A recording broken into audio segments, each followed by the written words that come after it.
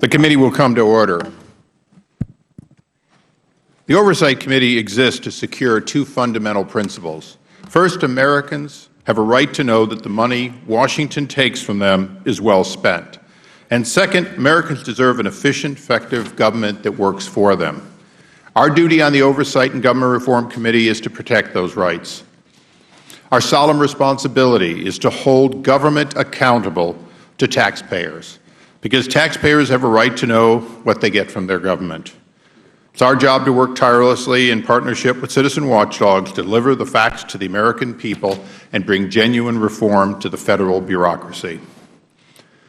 Today's hearing particularly touches on taxpayers and what taxpayers should expect from their government.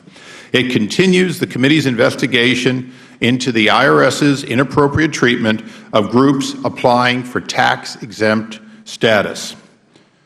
It is now our understanding that some of those groups were 501c3s, groups for whom you receive a tax deduction if you give, and that the vast majority were 501c4s, groups for whom you do not receive a tax deduction for your contribution, but who do not pay the same corporate taxes on that income.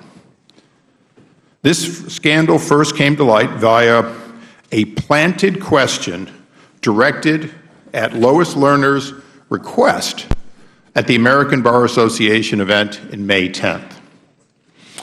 Prior to the planting of that question, designed to obstruct the truth about targeting and break the news to a sympathetic audience that Friday afternoon, this committee had worked with our Inspector General for Treasury for more than 10 months. Multiple committees of the House of Representatives had wanted answers, had sought answers, and were waiting on those answers. In response to the planted question, Lois Lerner blamed the inappropriate IRS activities of line people in Cincinnati. The IRS hoped we believe the IRS hoped this would make the scandal quickly dissipate. It did not. And in fact, today we are going to hear from one of those line employees in Cincinnati. But our committee has heard from many of those line employees. We've also begun hearing from people they reported to or exchanged information with in Washington. Sadly, the White House press secretary continues a narrative characterizing it as inappropriate conduct by IRS officials in Cincinnati.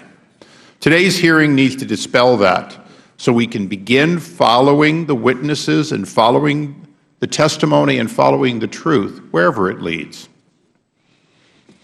We are now convinced, and we will hear testimony, that as the Inspector General found in his investigation/audit, what began in Cincinnati with one case of a Tea Party application soon was, in fact, in Washington at levels well above line employees.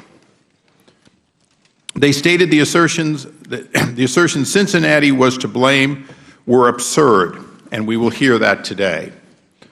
More importantly, it is now understood that these files, these hundreds of files, were in many, many hands, many of whom were not in Cincinnati.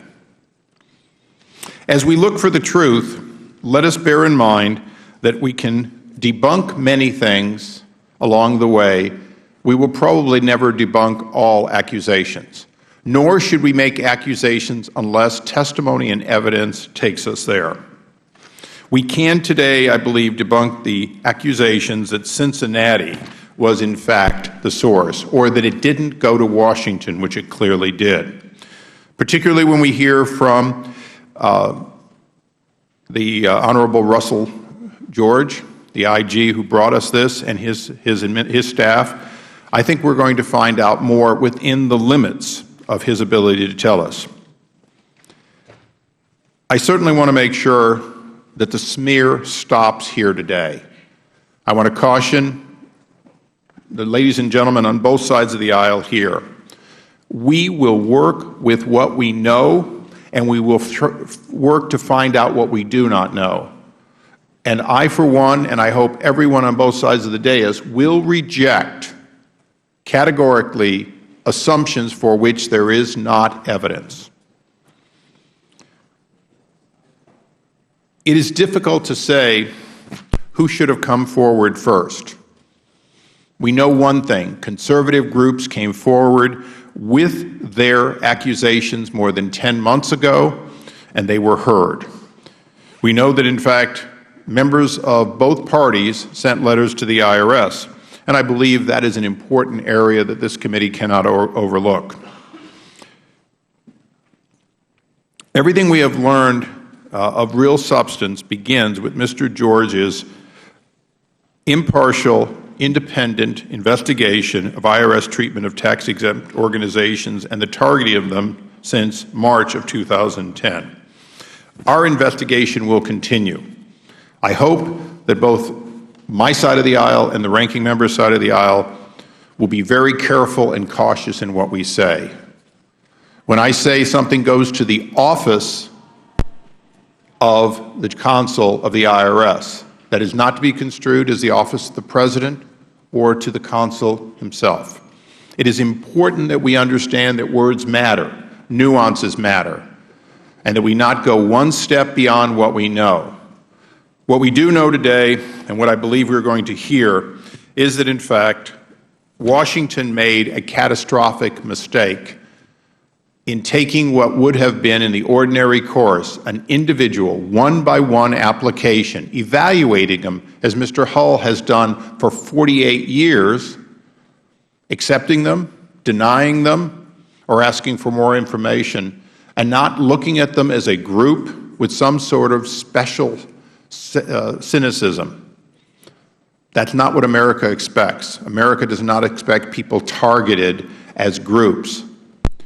One of the questions I will ask today will be, if they were fairly evaluated, wouldn't some of these cases have been resolved if they were not lumped into a group? I may not get an answer today, but I will not cease until I get that answer. Lastly, there have been accusations leveled against the Inspector General and the work that he has done and his team has done. This committee is the most important place to resolve that. We have oversight over all the Inspector Generals.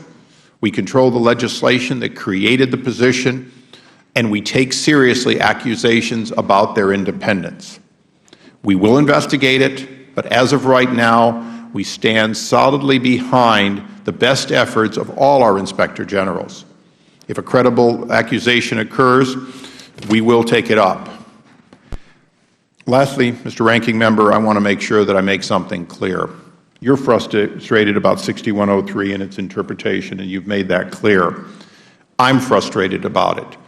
I believe this committee must ensure that the fair interpretation of this law designed to protect taxpayers' confidential information is in fact not used to re-victimize people who have previously been victimized.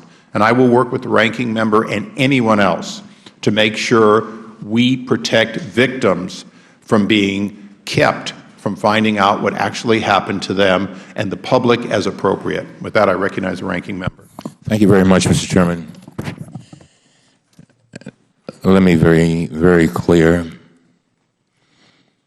We come today to seek the truth, the whole truth, and nothing but the truth, so help me God. 8 weeks ago, on May 22nd, we met in this room to hear testimony about a report from the Inspector General about the IRS's review of groups applying for tax-exempt status. At the time, there was justifiable outrage, including from me, about the inappropriate search terms used to screen these groups and the unacceptable delays they endured. On this side of the aisle, and I know the other side of the aisle, we are not only concerned about conservative groups, we are concerned about all groups and all individuals who have anything to do with the IRS. Since that hearing, Republican politicians and commentators have engaged in a sustained and coordinated campaign to accuse the President and the White House of using the IRS to target Tea Party groups for partisan political purposes without any evidence to support these claims. Our chairman led the charge, saying this was, quote, targeting of the President's political enemies, end of quote. Other Republicans followed suit. They cited, quote, the enemies list out of the White House, end of quote. They argued that President Obama, quote, doesn't have clean hands, end of quote. And they invoked the specter of disgraced former President Richard Nixon. The fact is that there is no evidence before this committee to support these claims, none. 2 days ago, I issued a memo finding that since the chairman and other Republicans first began making these accusations, the committee has identified no evidence whatsoever, documentary, testimonial, or otherwise, to substantiate them. I ask that this memo be entered into the record at this time, Mr. Chairman. Without objection, so ordered. Committee staff now has conducted, and that's bipartisan committee staff, have now conducted 16 transcribed interviews of IRS employees in Cincinnati and Washington, D.C. We did another one just Tuesday, and none of them reported any White House involvement or political motivation, including 6 who identified themselves as Republicans and who the chairman chose not to invite today. To the contrary, these employees indicated that they sought guidance on how to process these applications in a consistent manner according to the law. For example, a tax law specialist in Washington, D.C., one who identifies herself as a Republican, called the accusations made by the chairman, quote, laughable. She explained, this is purely cases that unfortunately Cincinnati didn't have enough guidance on, that the C4 area is a very, very difficult area, and there's not much guidance. This is what she said. And so the lingering length of time, unfortunately, was just trying to apply the law to the specific facts of each case. I didn't say that. She said it. Yet even today, this very morning, the chairman is still peddling this claim in an op-ed appearing in USA Today. He asked the question, was the targeting of the Tea Party applicants directed from the White House or somewhere else outside the IRS? As our investigation is ongoing, the responsible answer is that judgment should be withheld. End of quote. This is unsubstantiated nonsense. It undermines the committee's integrity and every member of this body's integrity, and it destroys the committee's credibility. The chairman certainly did not withhold judgment. He rushed to it with no evidence whatsoever. The responsible answer is that we have no evidence at all to back up that claim. Since our previous hearing 8 weeks ago, we have also obtained new documents that raise serious questions about the Inspector General's report, and I'm glad to hear that the chairman stands by the Inspector General, and I do too. But I'm very interested, as he would be, to know certain questions that we will be asking. And I'm encouraged that he has agreed to come back in today in order to address them directly. And I want to thank you, Mr. Chairman, at my request for bringing him back.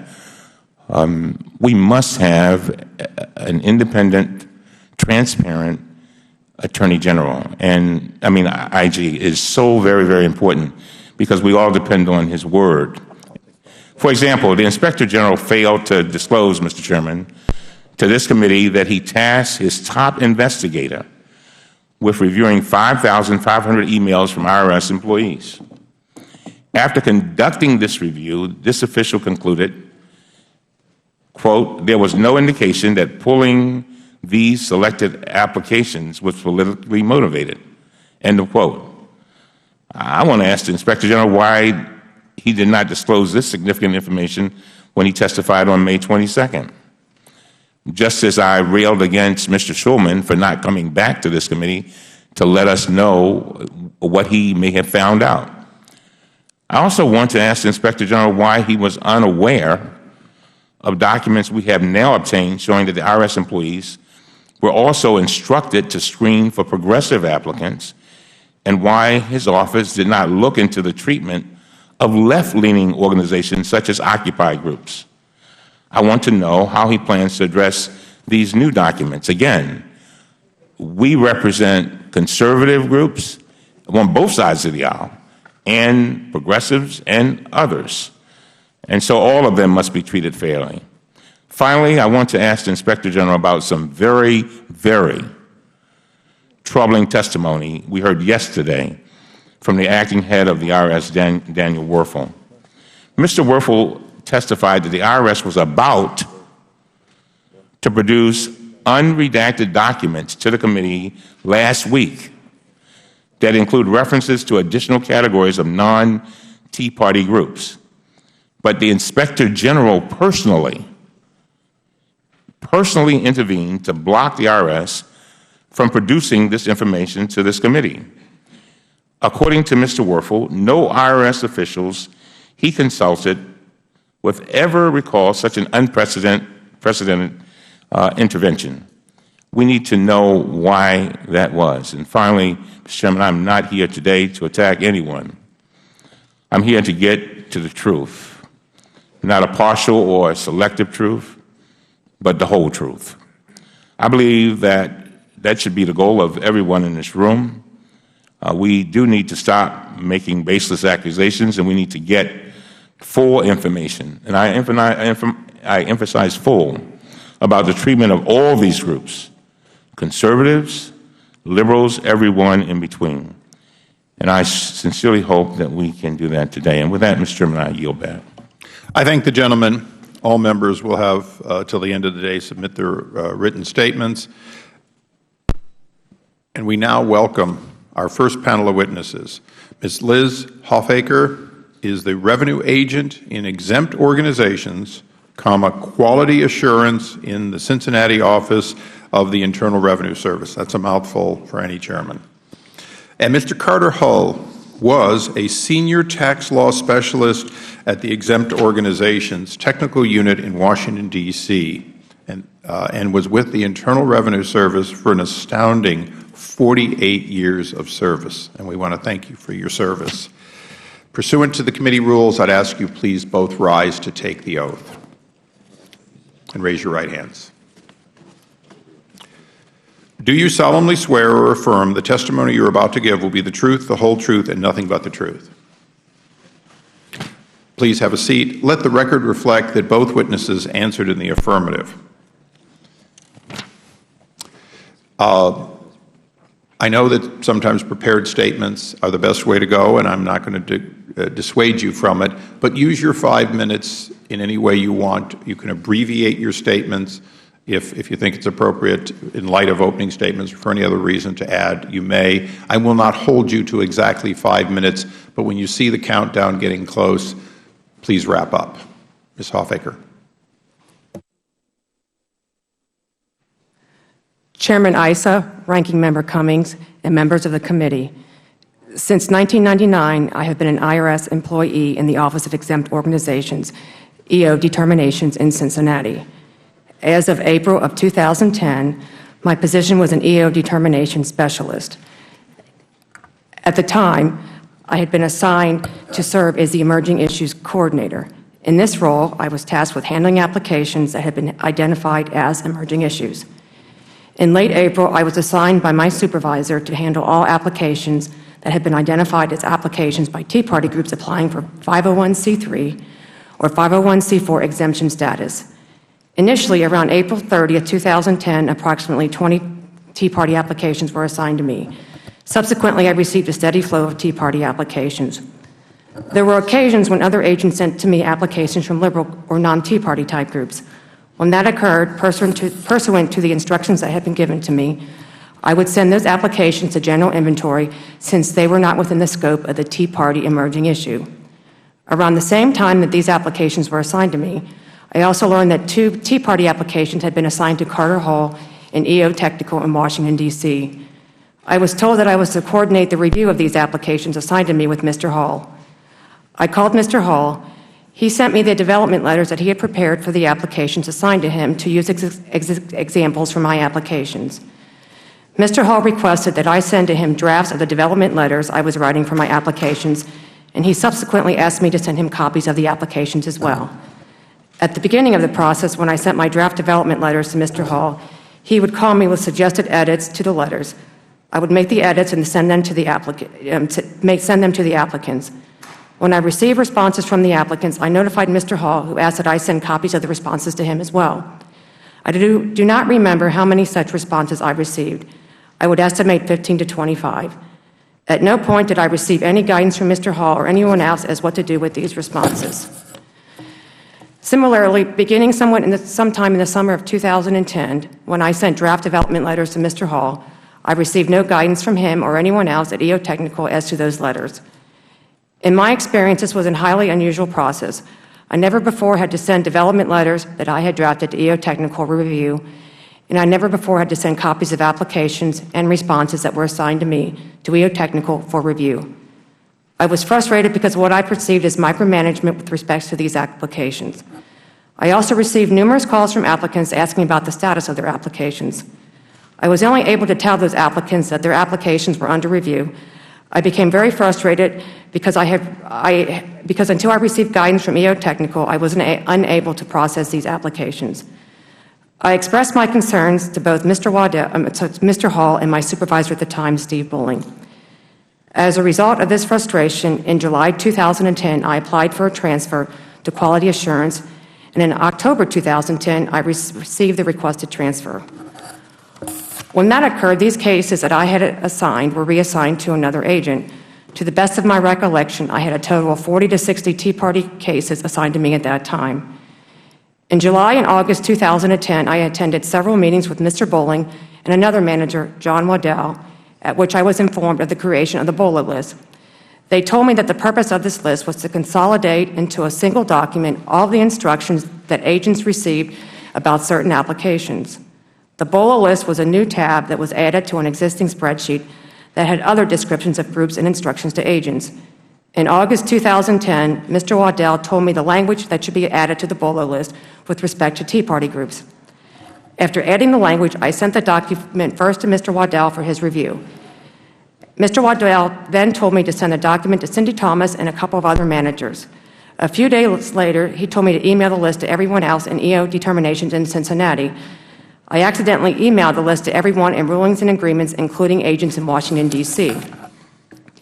Since October 2010, I have had no direct involvement in the processing and review of Tea Party applications, aside from occasionally reviewing them in the course of my quality assurance responsibilities.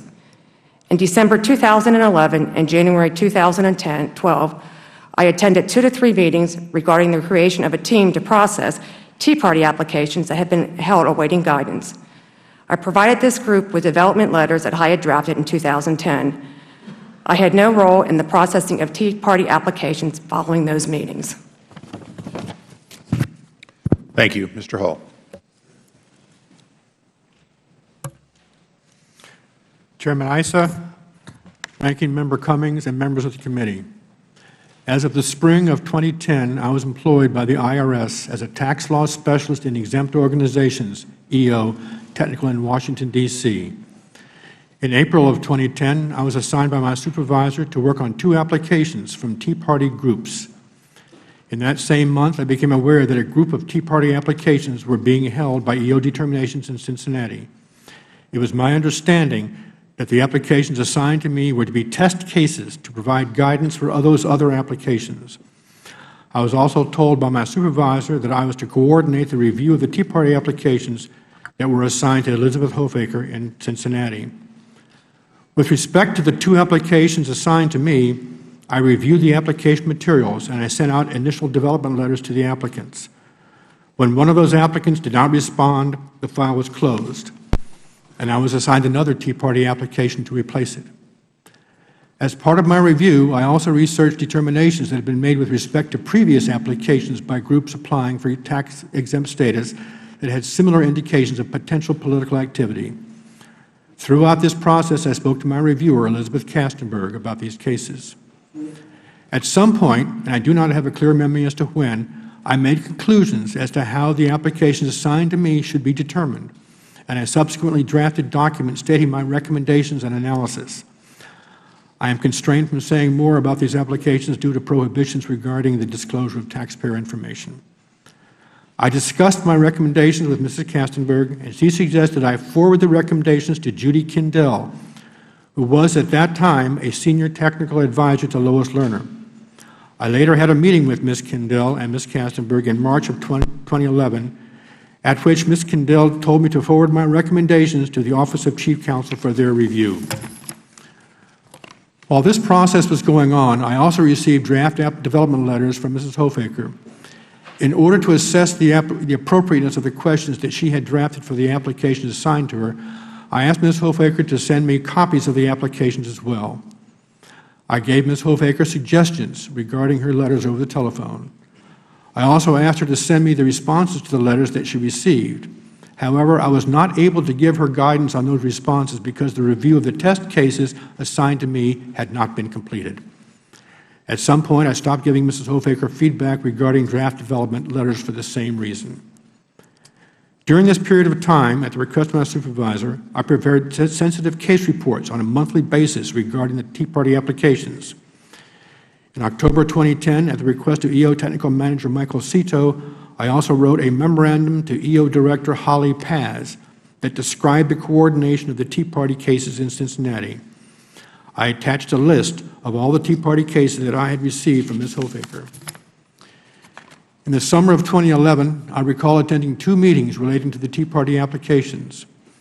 In July 2011, I attended a meeting at which Mrs. Lerner, Ms. Paz, Mr. Cito, Ms. Kindell, Mrs. Kastenberg, and someone from Chief Counsel's office were present. Ms. Lerner led the meeting, and she instructed everyone that the application should be referred to as advocacy applications and not Tea Party applications. In August 2011, I attended a meeting in which the applications assigned to me were discussed. I recall that Don Spellman, David Marshall, and Amy Franklin from Chief Counsel's office were at the meeting, as well as tax law specialists Justin Lowe, Hillary Gohausen, and Ms. Kastenberg.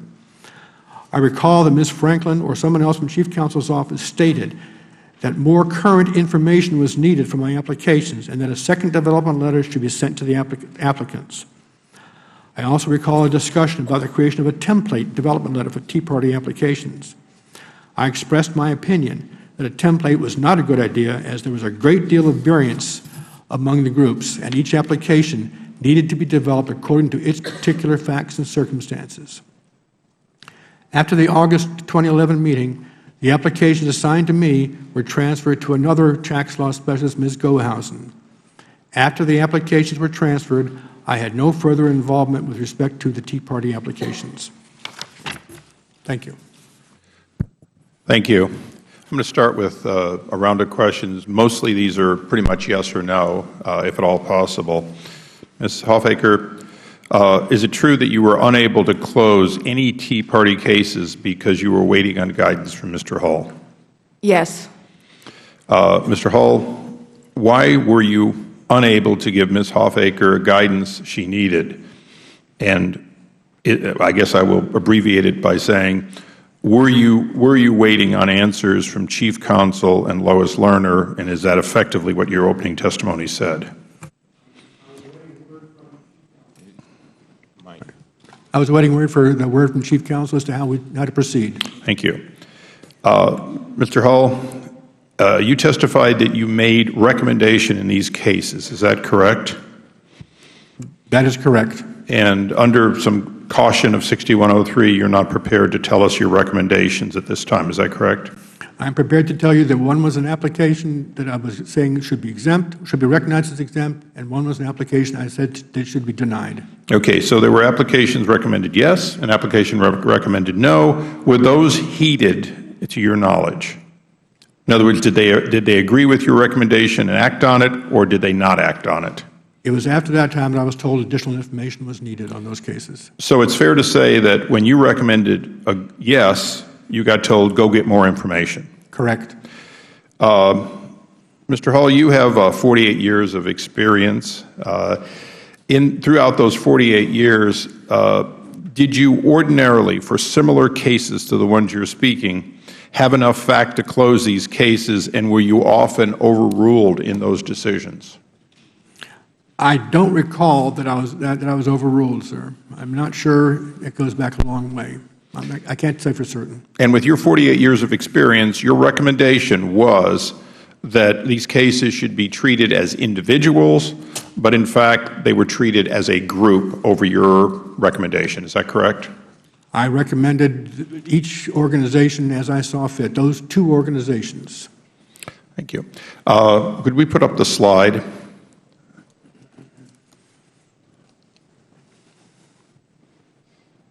Okay. Mr. Hall, Mr. Cito, one of your superiors in Washington, told the committee staff that Lois Lerner sent him an email saying that, these cases need to go through and the A is out, but a multi-tiered review, and they will eventually have to go to Ms. Lerner's senior advisor and the chief counsel's office. Is this consistent with the instructions you received? I don't ever recall seeing that in a memo, sir. But is it consistent with the instructions you believe you received? Yes.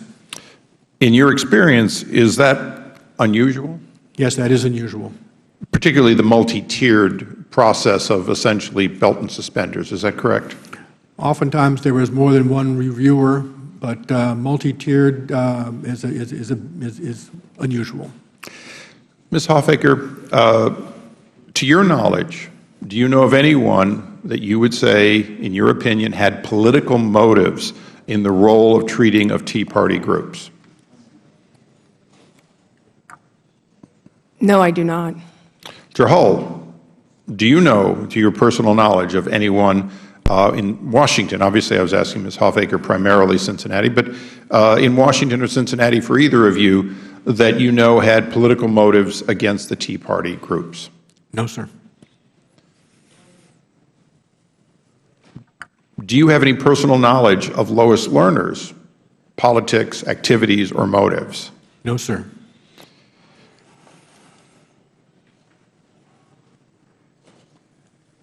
Lastly, one of the challenges that we have here is determining whether or not specifically there was special treatment in your knowledge of Tea Party groups. And Ms. Hoffaker, you've said you only worked on Tea Party groups. Is that correct? In 2010, that is correct. Okay. So at that time, your experience is that the special treatment that you experienced was specifically related to groups who had been gathered. Some 298 is a number we have during the 10-year, and 471 to date for special treatment. Is that correct? Yes, that is correct. Mr. Hall, you have 48 years of service, and I can't say that enough without realizing what a unique, long career that is. Can you give us a single valid reason for groups to be lumped together and not granted for this long period of time? I'm realizing you didn't look at all of these, but can you give us a reason where in history you'd seen that kind of lumping together of people, primarily 501c4s, and the kind of delays, this nearly 3 years delay and still counting? I don't think I could answer that question, sir. But you don't have any experience of seeing it before? I have no experience on it. Thank you. We now go to the ranking member. Thank you very much. To you, Ms. Hoffaker, and to you, Mr. Hall, before I begin, I want to take a moment to thank you, Ms. Hoffaker, for your 14 years of service, and to you, Mr. Hall, for your 48 years. And I know this can be it's a tough environment to be in. You're retired, Mr. Hall? Yes, sir. And I'm sure there are a lot of things you'd rather be doing. Amen. And to you, Ms. Hoffaker, I want you to understand that, as I said to both of you, that we're simply seeking the truth. That's all. I'm sure you would. Let me just go back to one thing. The chairman invited only 2 of you today, and he didn't invite any of the other 14 IRS employees who were interviewed, even though they could help provide a more complete explanation of what occurred. At any rate, I just want you to answer the questions as best you can, and that's all we can expect. So, Ms. Hoffaker, let me start with you. Since the IG released this report, we've been hearing over and over again from the Republicans that the Obama administration and the White House were responsible for the, quote, targeting, end of quote, of Tea Party groups for political reasons. Even the chairman's op-ed this morning in USA Today continues to raise questions about whether the White House, quote, directed, end of quote, the targeting. Would the gentleman yield? Of course. As long as I need my time. Okay. Would you hold it? Yes, stop the clock. I would hope that you're not linking the two. I have never said that it was the President. I've never said that he directed it. And certainly my questions in an op-ed were posed as questions, not as conclusions. Very well. If you'll let me finish, Thank you. You'll see that I'm just stating facts. This is in despite of the fact that the committee has already conducted 16 interviews, reviewed thousands of documents, and found no evidence of White House involvement. This is also despite the fact that the Inspector General identified no evidence of White House involvement during his office's interviews or email searches. Given this sustained focus on the supposed involvement of the White House, however, I have no choice but to ask about your personal knowledge about whether the White House was involved. Ms. Hoffaker, let me start with you. During your transcribed interview with the committee staff, you were asked this question: are you aware of any political bias by employees in the Cincinnati office against Tea Party organizations? And you responded, no, quote, no, I am not. Is that correct? Yes, sir, that is correct. And you still stand by that? Yes, sir. You also asked this question, quote, are you aware of any political motivations behind the development and screening and grouping of Tea Party cases, end of quote. And again, you responded, quote, no, I am not. Is that correct? Yes, sir, that is correct. And is your testimony the same today? Yes, sir. Okay, so based on your own personal experience, did you ever receive direction from anyone in the White House concerning your handling of the Tea Party applications? No, sir, I did not. We heard exactly the same thing from just to let you know, we heard the same thing that you just said from every single person we interviewed, 16 of them, of you all. So I don't understand why these allegations keep propping up. Mr. Hoffaker, Senator Mitch McConnell recently released a video that was paid for by his political campaign, and I would like to read what it says. Quote, I don't know about you, but I think that the leader of the free world and his advisors have better things to do than dig through other people's tax returns. What they are trying to do is intimidate donors to outside groups that are critical of the administration. They've got the IRS, the SEC, and other agencies going after their contributors, end of quote. Mr.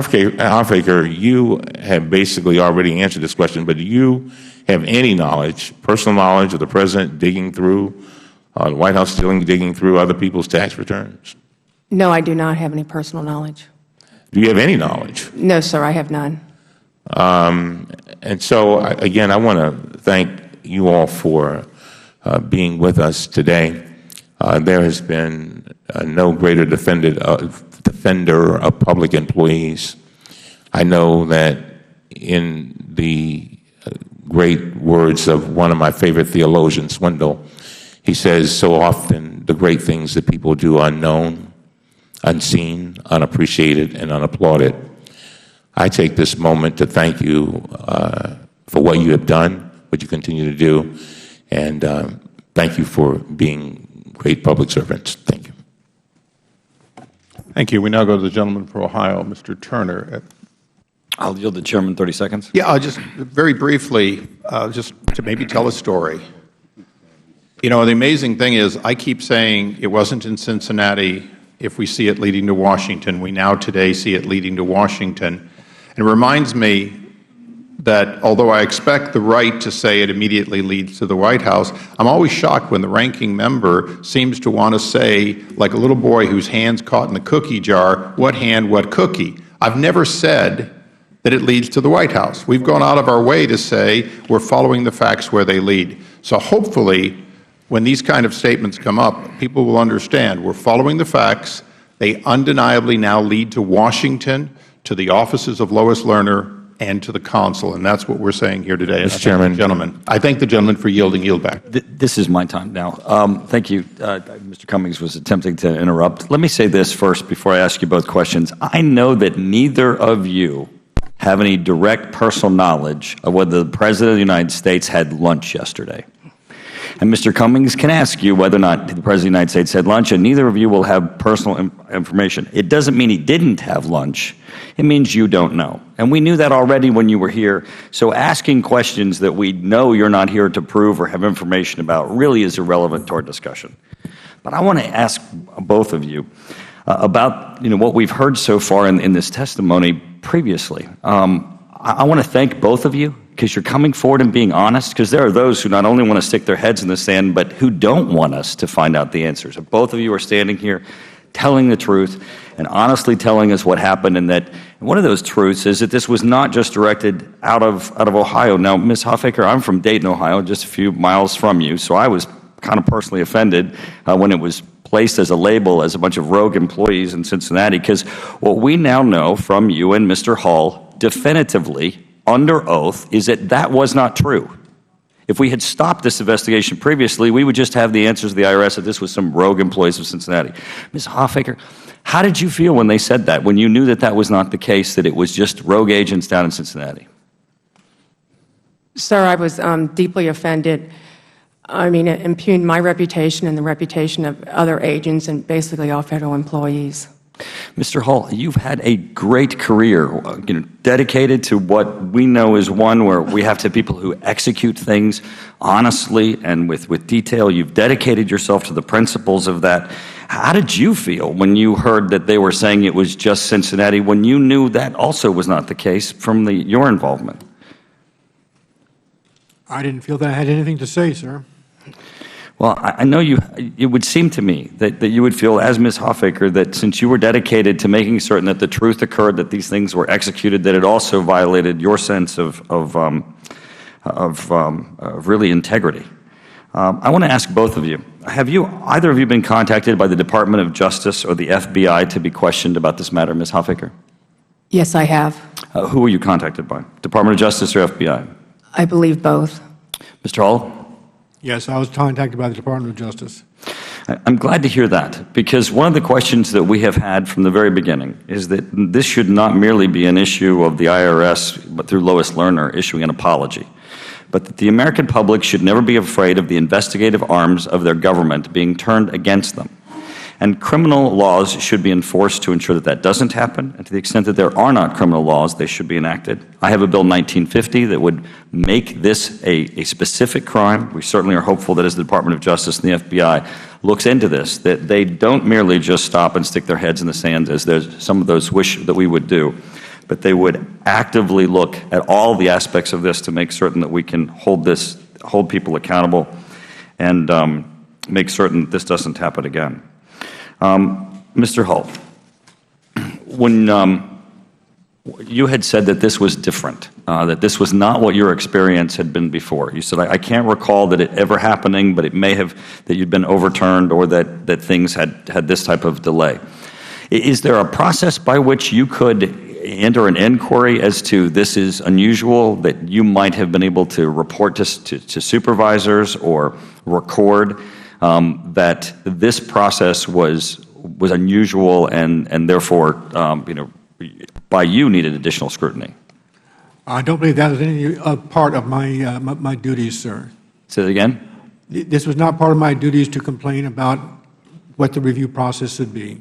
Okay, so you would not then have a forum by which to say this is of a concern and have someone else review the fact that you were being reviewed? As a tax law specialist, any suggestion that I had a determination on would go to a reviewer, and the reviewer would either agree with me or disagree with me, whereupon we would have a discussion about it. Further review is very, beyond that, is very rare. But it did happen in this particular case. Thank you both for your honesty. Mr. Chairman. I thank the gentleman. We now go to the gentleman, Mr. Lynch is gone. The gentleman from Virginia, Mr. Connolly. Thank you, Mr. Chairman, and thank you both for being here. I must say, I agreed with the opening statement of our distinguished chairman. I listened carefully to what he said. We should not rush to judgment. Words mean something. We need to be careful.